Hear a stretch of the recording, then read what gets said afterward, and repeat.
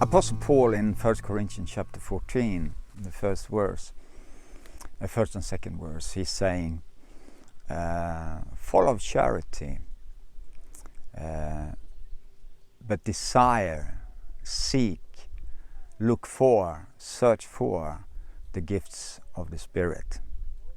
Now, I would have liked to take many hours here to teach you about the 9 gifts of the Spirit, and one day I'm probably going to do that. But today I just want to continue to talk about the speaking in tongues.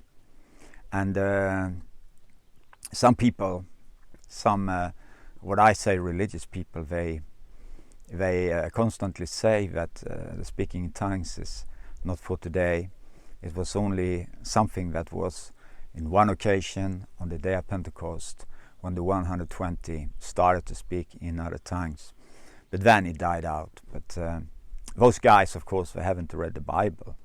The Bible is talking not only one time that people get baptized in the Holy Spirit in the book of Acts, but it happens numerous times. The last time I told you about the event that occurred in the house of Cornelius, where the Gentiles were all filled with the Spirit and they started speaking in tongues. Paul is saying later on in the 1 Corinthians chapter 14 that he's praying more in the Spirit, praying more in tongues than everybody else. And he's reminding us, always pray in the Spirit in Ephesians chapter 6 and in the book of Jude.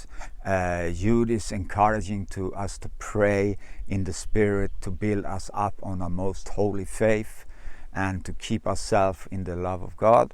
So there is a lot of instruction and commands that you and we should really pray in the Spirit. Now, I think that to get baptized in the Holy Spirit is one of the most beautiful things that can happen to a human being. And it's one of my greatest privileges because I'm a minister and I pray a lot for people to get baptized in the Holy Spirit. And now when I'm standing here, I'm just remembering what happened last weekend, just a few days ago. I was in Germany and I was preaching in 3 different churches down in the south of Germany, around the Stuttgart area. And after one of the meetings, one young lady, she came up to me and she wanted to have a private conversation. And she explained for me about some problems she had.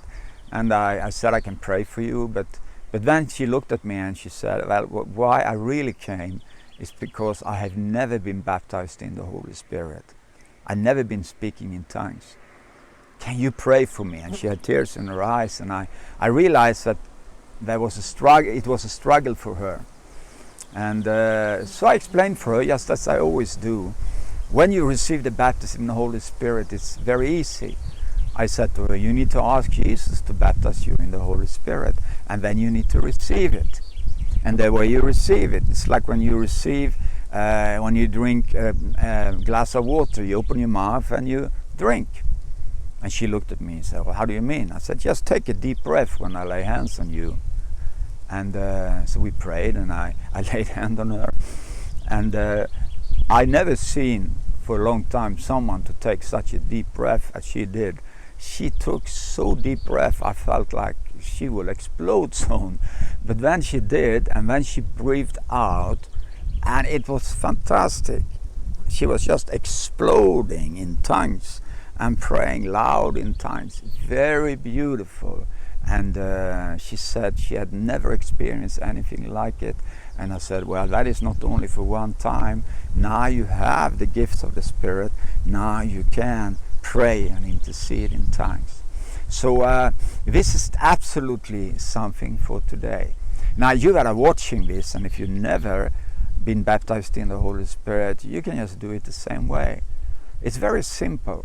First of all, you need to know that Jesus is your Lord, and secondly, you need to desire the baptism of the Holy Spirit, and you need to be prepared for what will happen, because just like Jesus says in John chapter 7:38, that when you come and drink from Jesus, then rivers of living water will come from the inside of you. So the baptism of the Holy Spirit is not only for you, but actually it will be an overflow of life from your spirit into the outward man, and it will touch many other people. And there's a lot of things we can say about this, but really I encourage you right now, where you sit and listen, you can just sit down and you can pray this prayer after me. Jesus, baptize me in the Holy Spirit. I receive the gift of speaking in tongues. And now you take a deep breath. And then now you just let out.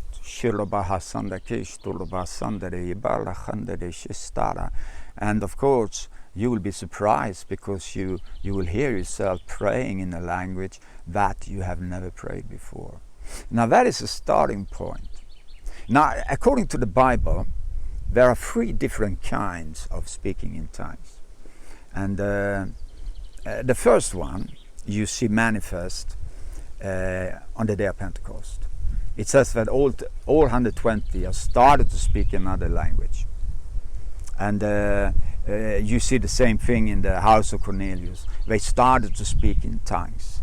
This is the tongue that Paul is talking about when he says, I pray in the Spirit more than you all.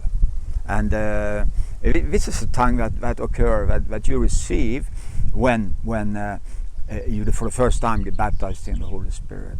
It's like your prayer engine. And in Romans 8 and verse 27, it says that when you pray in the Spirit, then the Holy Spirit will help you.